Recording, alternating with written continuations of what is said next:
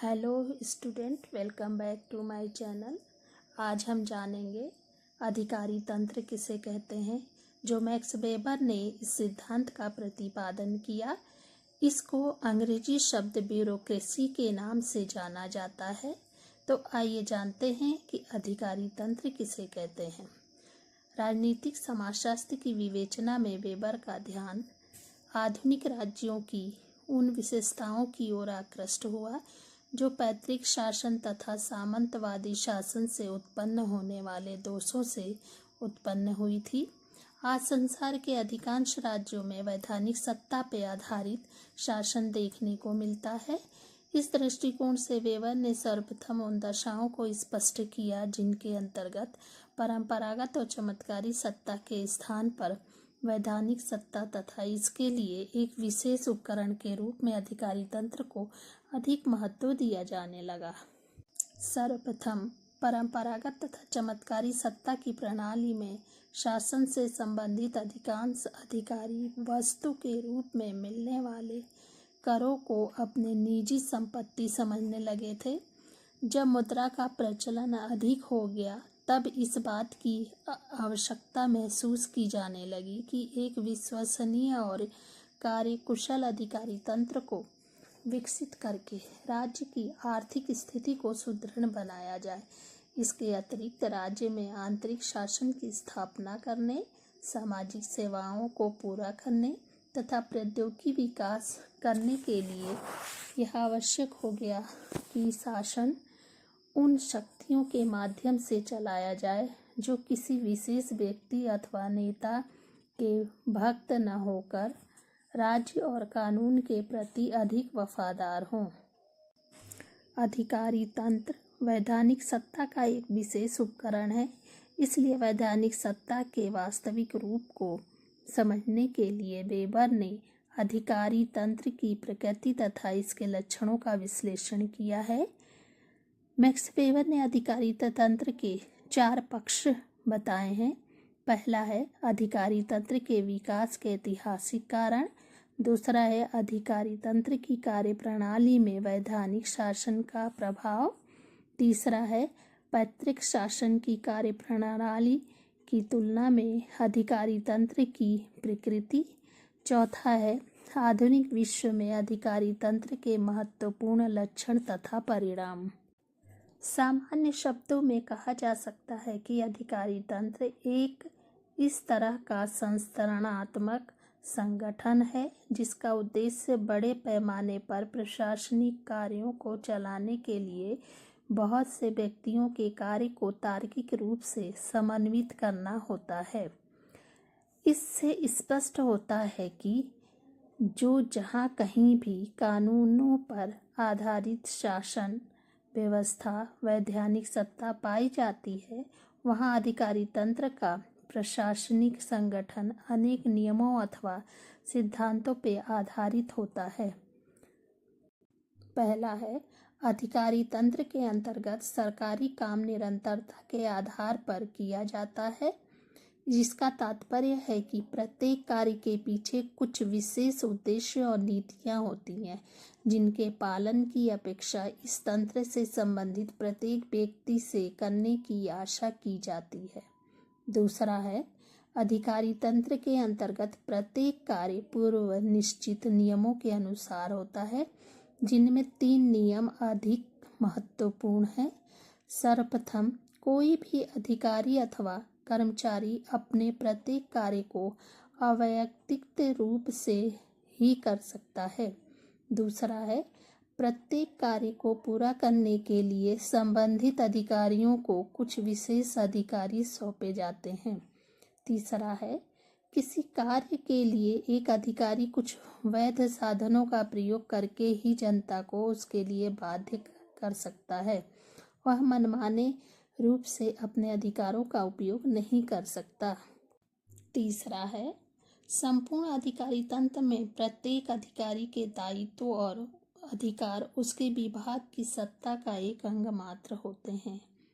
साधारणतया उच्च अधिकारियों को निरीक्षण का अधिकार दिया जाता है, जबकि निम्न श्रेणी के अधिकारियों से यह अपेक्षा की जाती है कि वे आग्रह के द्वारा अपने कार्यों को पूरा करें। चौथा पॉइंट है, इस तंत्र में सरकारी और व्यक्तिगत कार्य एक दूसरे से बिल्कुल अलग होते हैं। इसका तात्पर्य है कि एक अधिकारी राज्य के साधनों का उपयोग तो कर सकता है, लेकिन किसी भी रूप में वह उन पर अपना स्वामित्व प्रदर्शित नहीं कर सकता। पांचवा है, कोई भी अधिकारी अपने पद का उपयोग उसे व्यक्तिगत संपत्ति मानकर नहीं कर सकता। इसका तात्पर्य है कि किसी पद को न तो बेचा जा सकता है और न ही उसे किसी दूसरे व्यक्ति को उत्तराधिकार में दिया जा सकता है। छठा पॉइंट है, अधिकारी तंत्र के प्रशासनिक संगठन का एक प्रमुख नियम यह है कि कार्य लिखित दस्तावेजों के आधार पर किए जाते हैं। इन दस्तावेजों को विभिन्न फाइलों के रूप में सुरक्षित रखा जाता है, जिससे आवश्यकता पड़ने पर किसी भी पुराने निर्णय और उसके आधार को कभी भी पुनः देखा जा सकता है। तो इस प्रकार स्पष्ट होता है कि अधिकारी तंत्र में सरकारी काम की निरंतरता, निश्चित नियमों के द्वारा अधिकारों का सीमित उपयोग, नियमों को लागू करने का निरीक्षण, काम करने का अवैयक्तिक ढंग, पद और पदाधिकारी का भेद तथा लिखित रूप में कार्यों का संपादन कुछ ऐसी प्रमुख विशेषताएं हैं जिनके बिना अधिकारी तंत्र के रूप में वैधानिक सत्ता को प्रभावपूर्ण बनाए रखा जा सकता है। वैधानिक सत्ता के अंतर्गत अधिकारी तंत्र की प्रकृति पैतृक शासन की उपयुक्त विशेषताओं से पूर्णतया भिन्न है।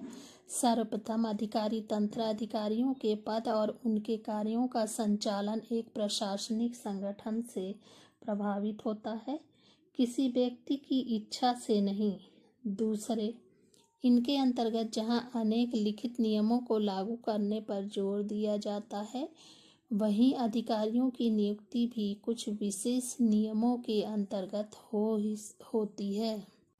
वेबर ने वैधानिक सत्ता के अंतर्गत प्रशासनिक संगठन की इन विशेषताओं पर विचार करने के बाद आधुनिक जगत में अधिकारी तंत्र के महत्वपूर्ण परिणामों पर भी प्रकाश डाला है। इन्हें संक्षेप में समझा जा सकता है।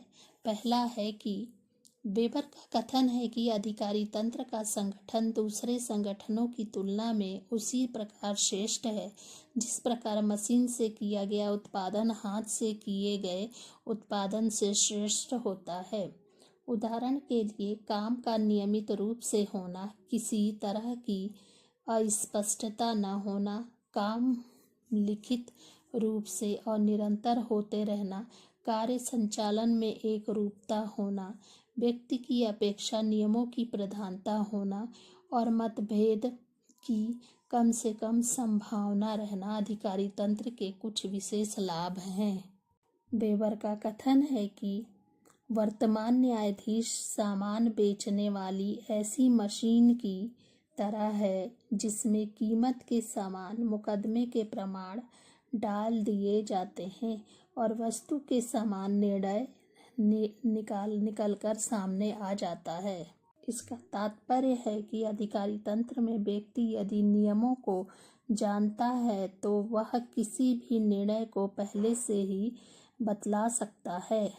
इस तंत्र में विधि का शासन होने के कारण लक्ष्य पर अधिक आधारित मनोवृत्ति व्यवहारिकता से अक्सर अलग हो जाती हैं।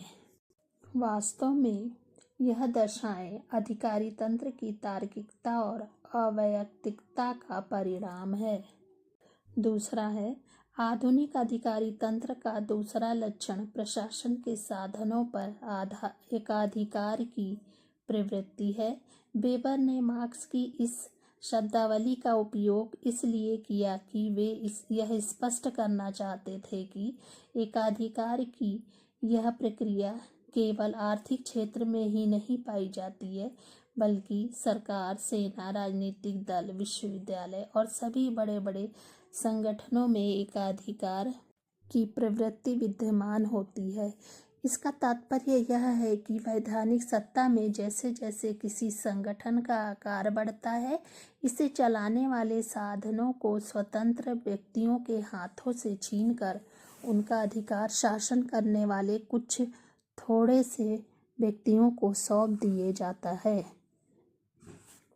तीसरा है, अधिकारी तंत्र की तीसरी विशेषता समाज के विभिन्न वर्गों के बीच सामाजिक और आर्थिक असमानताओं को कम करना है। का तात्पर्य है कि अधिकारी तंत्र के विकास से धनी और संभ्रांत लोगों के विशेषाधिकार समाप्त कर दिए जाते हैं। इस बात को पुनः अधिकारी तंत्र की पैतृक सरकार से तुलना करके समझा जा सकता है। एक पैतृक शासन में सरकारी कामों का संपादन साधारणतया उन्हीं व्यक्तियों के द्वारा किया जाता है जो आर्थिक रूप से संपन्न होते हैं अथवा किसी न किसी रूप में उन्हें समाज में अधिक प्रतिष्ठा मिली होती है। चौथा पॉइंट है, अधिकारी तंत्र का अंतिम महत्वपूर्ण लक्ष्य सत्ता के साधनों की एक स्थायी प्रणाली को लागू करना है। पैतृक शासन से संबंधित कुलीन परिवारों के अधिकारी प्रशासनिक कार्य को न केवल आनंद और वैभव की भावना से करते हैं, बल्कि ऐसे शासन से अधिकारी के संबंधों का भी स्थायी होना आवश्यक नहीं होता है। इसके विपरीत अधिकारी तंत्र के अंतर्गत एक अधिकारी की संपूर्ण सामाजिक और आर्थिक अस्तित्व प्रशासन से मिल जाता है।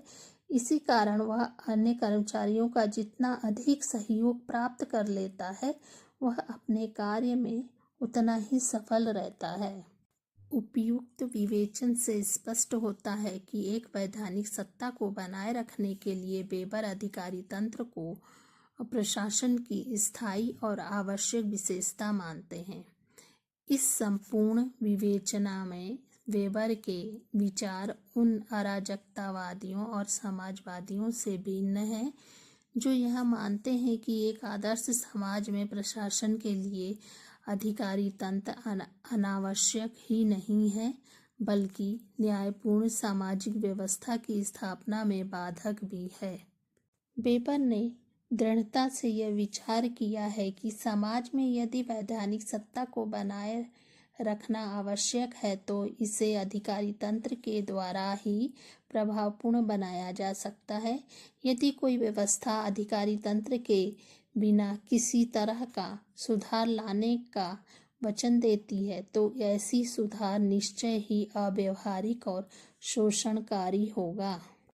आइए जानते हैं कि इसकी आलोचना क्या होती है। तो अधिकारी तंत्र या नौकरशाही की आलोचना करते हैं।